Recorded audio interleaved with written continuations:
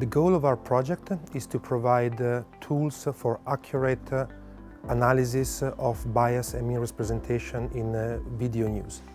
The research of algorithms and tools for the detection and representation of accidental or deliberate bias delivers insights and software that make big data applications more accurate. Within the ViVeData program, we focus on the fact part of it, more specifically on the accurate analysis of visual content. In the context of our research, accurate means precise and comprehensive identification of characterization of events and people within video news. Misinterpretation in news has become very common, especially on social media. What we see is that different news agencies frame news differently.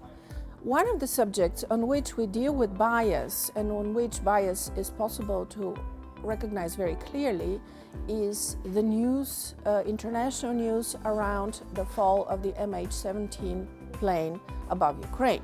Here you see that different international and national news stations are using completely different words for the incident, and it's also possible to see that different news stations are giving it totally different framing in terms of who was responsible and in terms of what the consequences of this dramatic incident should be.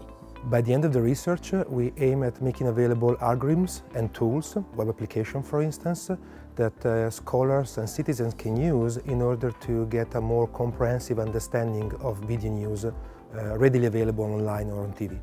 This is really unique collaboration because as social scientists we know how to recognize frames or bias over a very relatively small volume of data, visual or text media.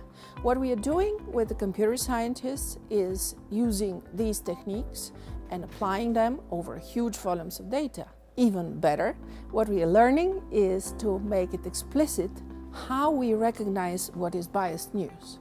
Our main aspiration is to contribute to a better and a more informed society and make people more informed about the life and the reality around them. The research of this project enhances the public awareness of potential inaccuracies, such as biases, in the representation of politically or commercially sensitive big data information.